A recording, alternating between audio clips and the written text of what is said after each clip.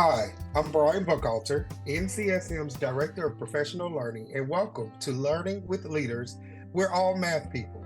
Thank you for joining me and my co-host, NCSM President Katie Arrington, as we talk with bold leaders and influencers about their math journeys and contributions. Today, we will hear from our special guest about their inspiration, perceptions, and insights about instructional decisions that make mathematics welcoming and engaging to a broad audience. Listen and learn about how beliefs, practices, and policies must continue to advance to ensure that each and every person sees themselves as a capable and powerful mathematical thinker.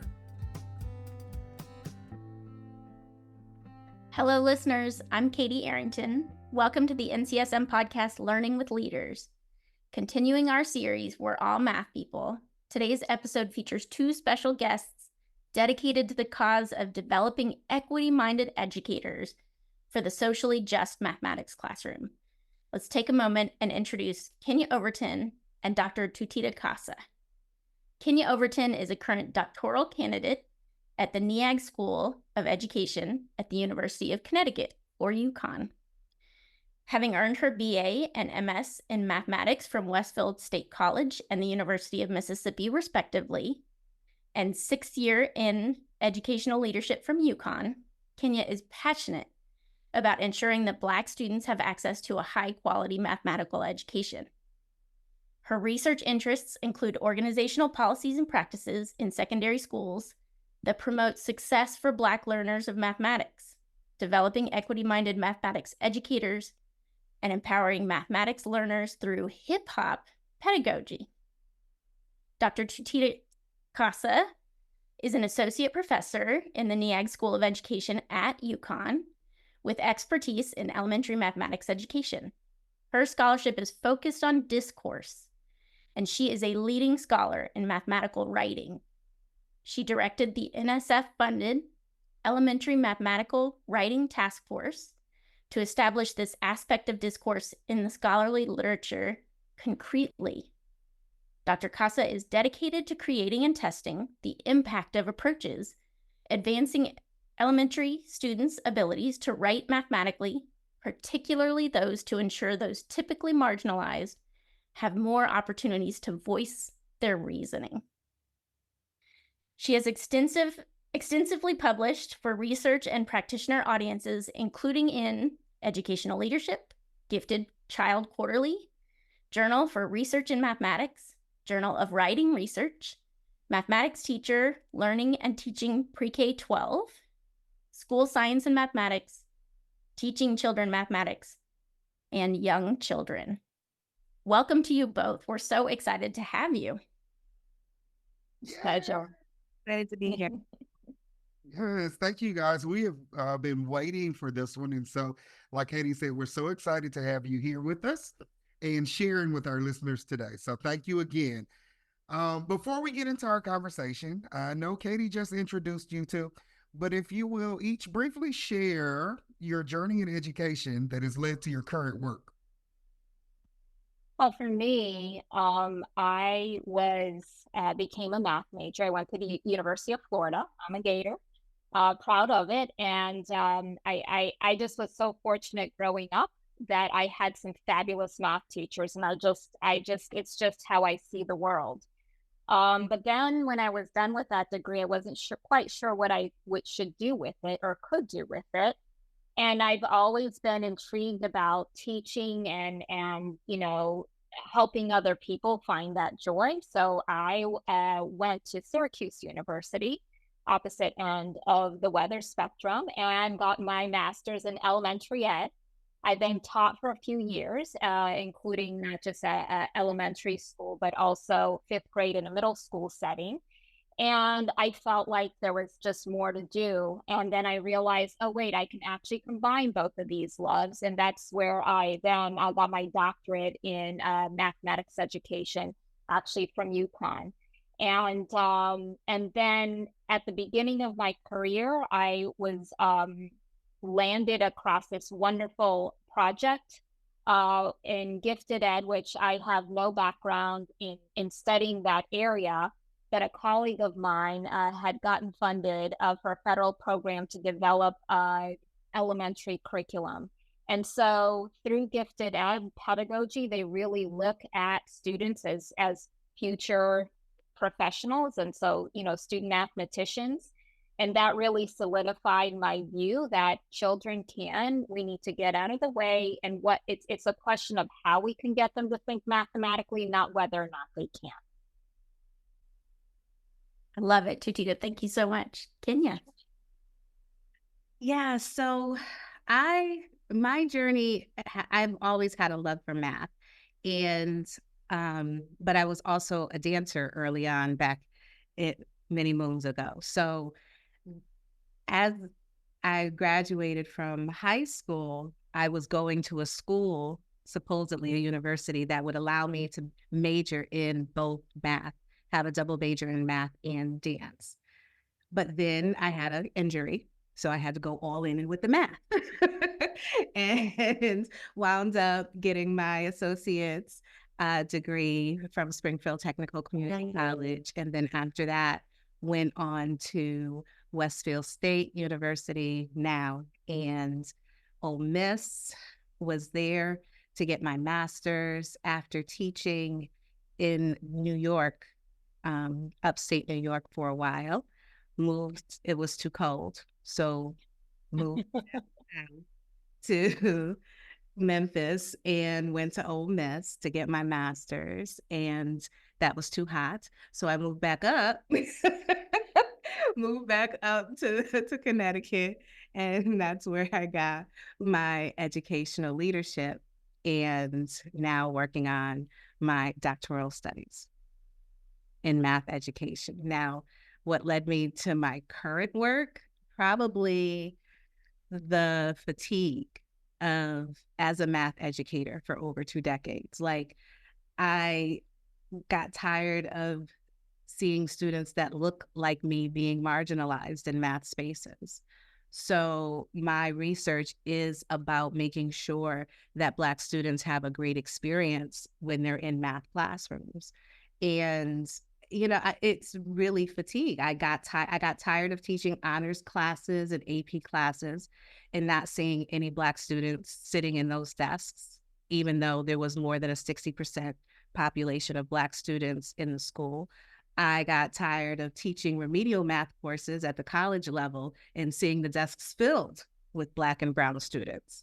But mostly I think it was really being tired of how math educators, and actually just educators, period, perceive and talk about my babies, Black students. I think that I would hear constantly, they don't have the disposition or the perseverance, or even my favorite one, they don't have the grit to take a rigorous math course. So let me tell you, first of all, a Black person in America surviving has grit. They with the likeliness of them being, killed just for playing in the park or walking down the street or ringing the wrong doorbell. So they have grit. So these baseless mindsets and false perceptions of Black students being able to achieve in mathematics is something that I hope to change so that our students can have a quality math education that they deserve. Each and every one deserves it. Absolutely. Oh my gosh. Sometimes we get into these podcast episodes and I just think, I've already heard so many things that are inspiring just from the introductions. I appreciate that. There's so much that you both said in there that I feel is so inspiring for math educators. Kenya, I think we need to all get tired of that, right? We need to be done with it. We need to be past that. And I know you have so much passion for that. I know you both do. And I know last year you had the opportunity to share some of this work around developing equity-minded educators for the socially just math classroom at the annual conference. Kenya, you've already shared quite a bit about why this matters to you. But Tutita, do you want to comment on that? And then if you want to add anything, Kenya, we would love to hear, like, what drives you to this? This is a perfect example of just always being inspired by what you learn from other people. And I don't have a big musical background, but I know there's a lot of math in music. So that's where my brain is going, and I want to learn more. And just how I look at other adults, I see every person as a math person. And I'm always really intrigued about how they're thinking. And I think that comes from, I'm actually an Army brat, emphasis on Army, but Connecticut is my 27th home. And so as a child, I was very shy, probably because, there's sometimes that I moved, every 6 months.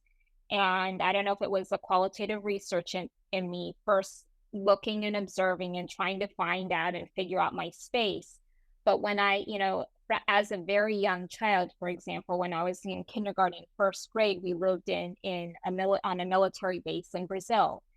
And I was treated very differently in a really positive way because I was one of 2 American families. And so I've just been in different spaces where who I am literally by just stepping into the room, I've been treated in different ways. And that's certainly positive and sometimes very negative, being not just a female in mathematics, but also one of Puerto Rican descent. And so more recently, and for me, this is going to sound a little bit odd, but if you were to ask me if I could name like what culture, where I'm really from, I always resonated with the military family.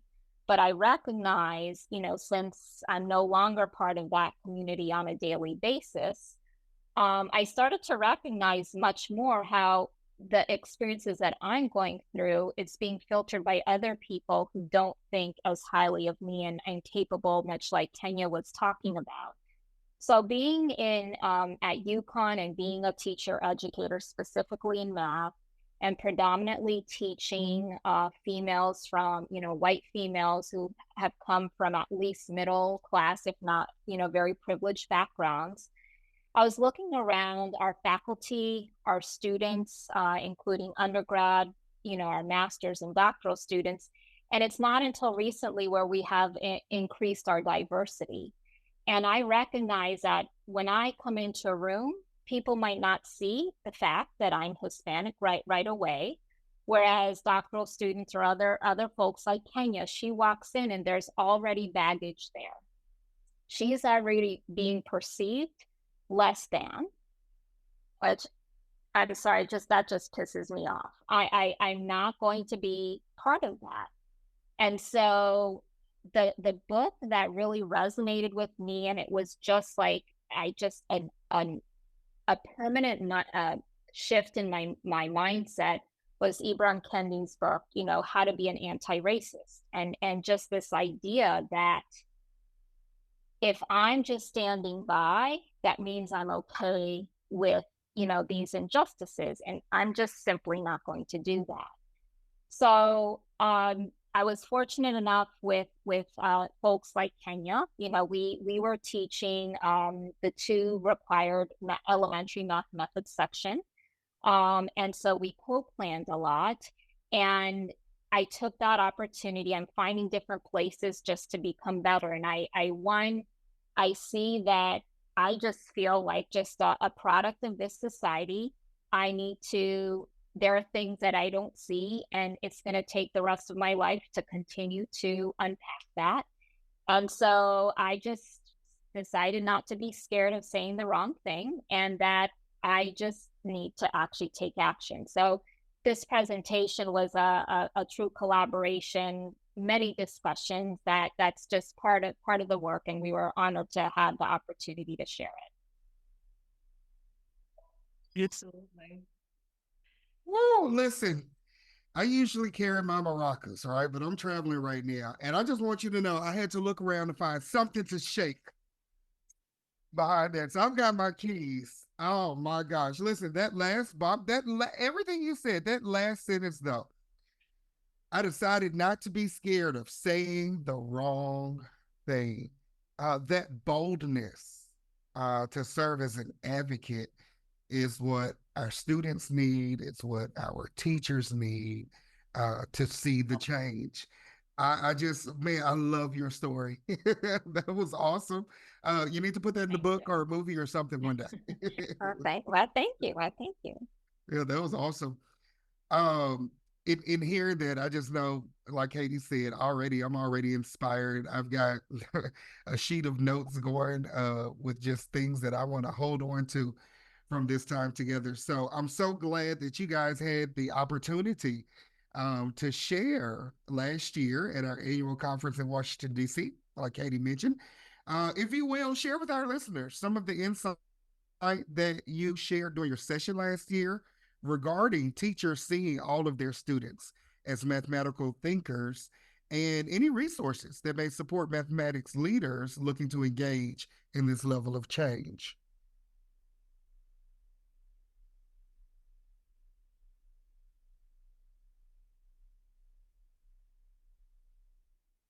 And you want to start us off?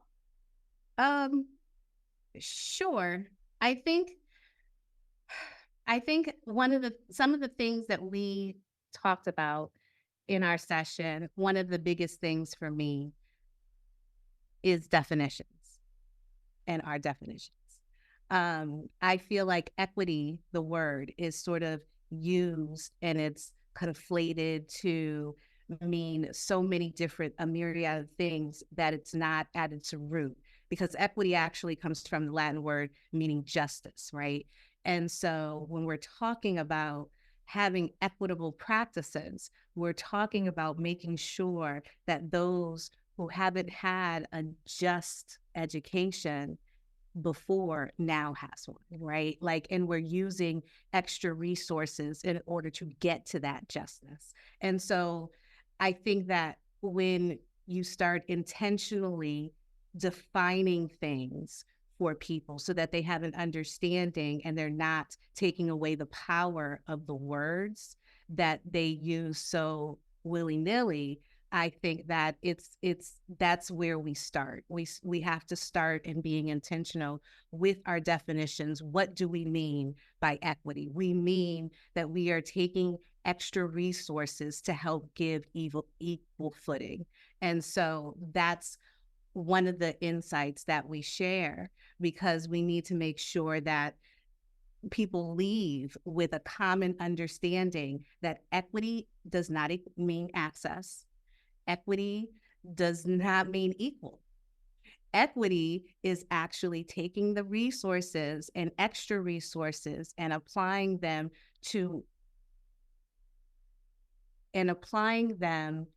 so that marginalized communities such as and Black and brown people can make sure that they are getting the education and math education that they deserve.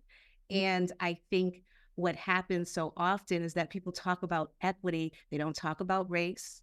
They talk about, oh, well, let's make it accessible for all, or let's make it, no, that's not enough. We need to understand that there has been a history of marginalization with Black and brown communities. And so we need to do extra in order to make up for it, to help start making up for it. So that's one of the insights that we shared at our workshop. Another one is the fact that it matters that Black and brown students do well now that some teachers' evaluations are tied to how well students do, for better or worse. Like I'm not saying it's good, but that's the reality. Well, some teachers, and I'm gonna say the thing that people don't say, some teachers didn't go into teaching to teach Black and brown students. Some teachers went into it thinking that they were going to teach students that looked like them. And if the Black and brown students in the classroom did not do well, that was okay because they were a small percentage. Well, that's not the case anymore. And so now that we're seeing that there's a decrease in the white school population for students, and it has decreased to where they're now the minority. Now you need to sort of care, even if you didn't before, even, or you have to at least put on some type of pretending to care, so that so that our students, my babies, students who look like me, have a fair shot in your classroom. So that was one thing. Another thing that we shared. Tutita, you want to also? Sure. We shared several quotes. One that stands out to me is from Todos in 2020, that all levels of teaching mathematics are imbued with the same racism and violence that permeates all schooling. And I like to revise that. It's just not in schooling. It's just, again, we have a history that there are inequities and injustices across our society, and school is just representative of that.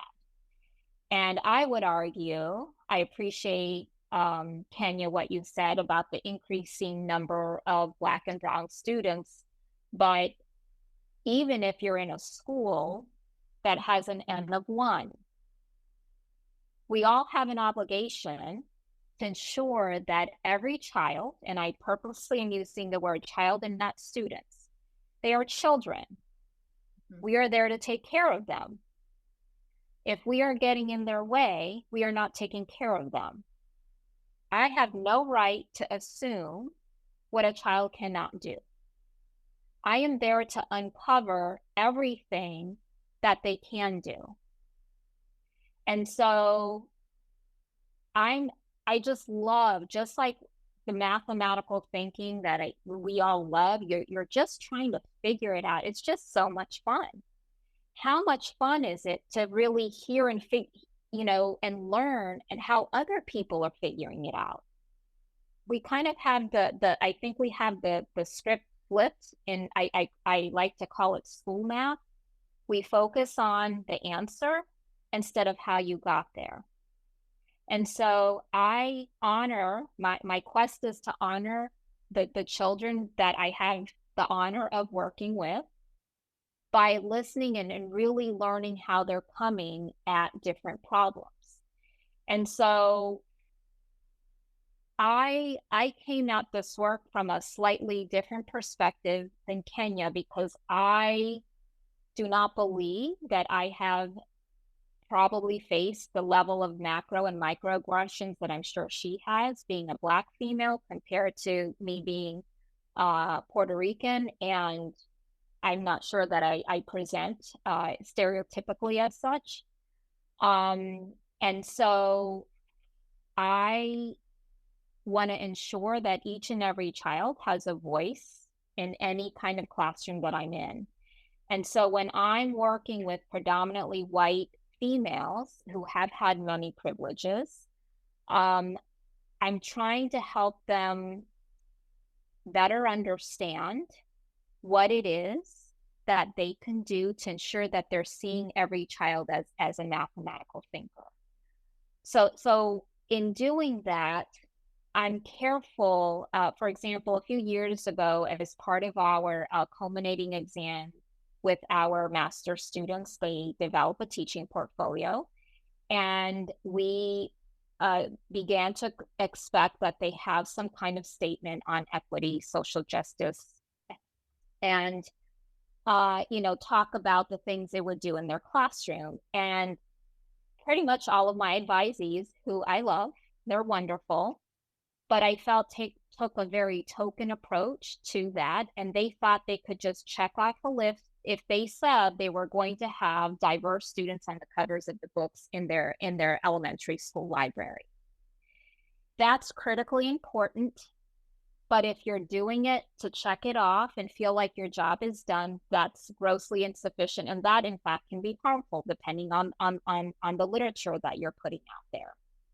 So I want them to, the exercise that one of the exercises Kenya and I decided to bring into the session was asking the attendees, like we asked our pre-service teachers, of the things that they have seen, that the actions that people take, the marginalization, as well as uplifting students. And I have to say, I'll never forget that session. We brought both of our classes together, and it was silent, and all you could hear was this, all the typing so quick. Like, they actually knew. I was pleasantly surprised to hear that they immediately had something to say, and they were finding really small things that they and other people can do to uplift students. So I was very hopeful for that. And the same thing happened during our session. And I know you did ask us for resources, but for me, there's so many wonderful resources out there. But if you don't have a mindset that you're willing to take action, what Kenya emphasizes all the time, you can read a gazillion books and it's really not going to make a difference. And I think it's an exercise like that to really bring it home, make it really personal, set up that safe space, but it's the expectation that you're going to take action. It must happen. It must happen. Right. And I love that Tutita had talked about looking at students, right? And making sure that they are seen in what they're doing and that they have a voice. And so, and which also led me to hip hop pedagogy as well, because it is about making sure that we have, and another thing that sort of gets diluted, culturally relevant practices in the classroom. Like that whole thing gets diluted, right? Because you miss the key component that Ladson Billings was saying, which was making sure that they had that self-empowerment piece. I mean, she uses a different term, but making sure that students know who they are and have and develop an identity and that social justice piece that she talks about. And so with hip hop, that comes from social justice, right? Like hip hop is all about that. It's also about finding joy in circumstances that are just deplorable. We were able to create a whole culture that now a piece of it is on the Olympics, right? And so you have to tap into students' culture to help them learn, for the concepts to be more salient for them. And if you're just always coming from a Eurocentric mindset, then you're not seeing your students. You're not tapping into who they are and their innate brilliance in order for them to actually do well in these courses. So I think that, yeah, we do have resources that we use. We read a lot of people, Nicole Joseph, Dr. Berry, who was the former NCTM president, that he constantly talks about how students are, Black students specifically, are marginalized in classrooms. But we were hoping in our session to plant seeds of being intentional with your work as a math educator, being intentional with making sure that students have a voice, that they can access the concepts that they need, that they can actually relate to them, and being intentional about calling out injustices that you see within your department, within the classroom. If you see like power dynamics going on, that you step in and you do something. So I think that the bigger message of our presentation is sort of planting that seed of, okay, well, we really got to be intentional with making sure that Black and brown students have a chance in these classrooms and math classrooms so that they can be entitled to the life that they want. Hearing you say that, Kenya, and thinking about what you just shared with us about hip hop pedagogy, honestly, first thing came to mind, I heard the rapper Notorious B.I.G. say, "It was all a dream," right? We take it this far, right? Right. Exactly. Absolutely. I have to tell you, one of my biggest mentors, Terrence Green, who is at UT Austin, studied at Wisconsin with Dr. Gloria Ladson-Bellings, and he had me in his class on the very first day. He literally jumped up and down and stomped his feet and said, "Access is not enough. Access is not enough," over and over and over. And I was like, listen, I'm going to follow you anywhere. It's so meaningful. We have to be so intentional. Like you said, Kenya, we have to be so intentional. And we have to, as you said, Tutita, get out of their way. They can do it if we just let them, right? I love it. Well, so thank you for sharing some about last year's conference, but let's look forward to this year's conference. We're gearing up and super excited about NCSM's 56th annual conference coming up in Chicago on September 23rd through 25th. I know you're both going to be there as presenters and as participants. What are some of your favorite things about the NCSM conference? What are you excited about for this conference coming up? Okay, this may not be politically correct, but I'm excited about getting Chicago pizza because I haven't had food since the last time I was in Chicago, which was back in the early 2000s. So I'm excited. Put up the thing on the top of all of our lists.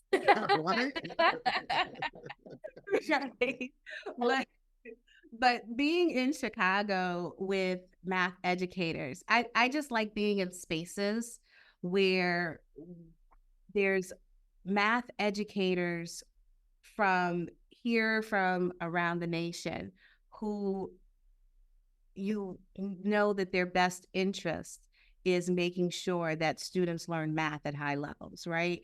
And so being able to have conversations and being in the rooms with them and just conversing about different theories and methodologies about how to do things, like that's what I look forward to. And it's small enough for us to be intimate, and be like, "Hey, Brian, I saw you," and that's how Brian and I knew we were both from Ole Miss alums, right? Because we sat there and we were able to converse. And so I think that the fact that it's not a huge conference where you can sort of get lost and you can still have those meaningful conversations around how to best educate students in mathematics, I think that that's what makes it for me.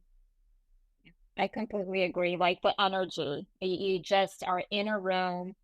I remember when we were presenting and just the vibes you get, like the light bulb moments, they're just thirsting for knowledge, and just so creative, especially with math coaches being a relatively new position and still being defined nationwide, that people really are thirsting for knowledge, and it's people who really love the subject. So it's just so uplifting. I walk away with way too many ideas and after I attend the conference, that's for sure.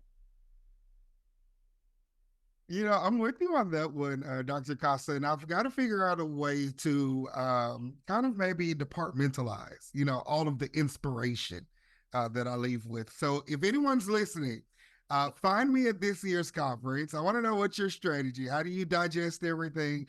How do you take it in and take it back home and do the work that we're all called to do? So, well, with that said, we've reached the final question of our episode. It's my favorite / least favorite moment together because it means we're coming to an end, but I'm always so intrigued to hear from our guest on this question. So we have to ask, since our podcast theme for this series is "We are all math people," what would you offer to the person who would say, math just isn't my thing. I'm just not a math person? And it's my pet peeve. And I ask, so are you not a reading person either? I just always go back to the analogy. We just, in our society, no one stands for people not reading. And it's just second nature. And I just take and I just replace math with any time we talk about reading. And or even, for example, if they say make that offhand comment at a meeting, it's like, well, how did you get here on time? You're using numbers all the time. And, I see you as a math person, and especially if I'm working with future teachers, it's my job to convince them what they are. And we talk about redefine what that means. Right. For me, I guess I kind of feel like if I can, you can type of mentality. Like if I'm able to do math, then you can. Because to me, math is thinking, right? It's logically thinking. And if you can think logically, you can do math. That's what we're doing here. We're building those critical thinking skills. So for me, everybody's a math person if you are a logical thinker. And if you're not, then you can become one. And there are strategies and ways in which you can. So I think that I was always one who, because my babies would say that all the time in the classroom, right? So, yes, I just can't do math. Yes, you can if I can, and it's funny because you said that I have my 6th year in educational leadership, and I do as administrator, licensed one, and I always took roles that kept me in the classroom because I think it's important. Representation is important. And it's important that my babies see that they're a Black female who does math, who teaches AP calculus, who teaches at the university, so because if I can, you can. And I think that part of it is that some students don't see themselves in their teachers. And so, I'm seen as the auntie or, Auntie Overton, Mama Kenya, whatever they decide to call me. But yeah, so I think that if you think, then you're a math person. It's all of us. Every single one of us. Absolutely. You guys, ladies, thank you so much for being here and sharing your stories and your insights, and such amazing, powerful ways to think about students and about what we could be doing for them, and what we should be doing for them. We appreciate you spending your time with us, and we just know the audience is really going to love hearing from you guys. So Brian said he had the last question, but I actually have the last question, which is just, how can people find out more? Is there a website, or is there a social media that they should follow to get more information from you guys? Sure. I'm on, and I say that relatively hesitantly because when I think about it, I'll post some stuff. I'm the same way. Don't feel bad. I am on Twitter, or X, formerly known as Twitter, at knockout _ for 4, the number 4, real. Real. I love it. Awesome. And at LinkedIn, just my name, Kenya Overton. Awesome. I am catching up with the rest of the world with social media, so I don't have a lot to share there other than LinkedIn and my professional website. But a lot of the work that I've done with some awesome colleagues is featured on mathwriting.education.uconn.edu. And again, a lot of that in terms of the mathematical writing and really getting students to reason is to give individual students that voice that they have. Awesome. Awesome. All right. We'll make sure that those get posted in the show notes so that everybody knows how to get access to those. Thank you so much again. I feel, even though it's the end of the day, I feel inspired again and ready to go think about so much more. Thank you so much for being here. You're welcome. Thank you for having me. Thank you. Thank you. We hope that you have been inspired by this bold mathematics leadership conversation and will tune into our podcast series each month. If you enjoyed this episode, please share it with others, post about it on social media, or leave a rating and review. You can learn more about NCSM, Leadership in Mathematics Education, and our upcoming professional learning events on the NCSM website, mathedleadership.org. You can also follow NCSM on Twitter at MathEdLeaders and using the hashtag NCSMBold. Until next time.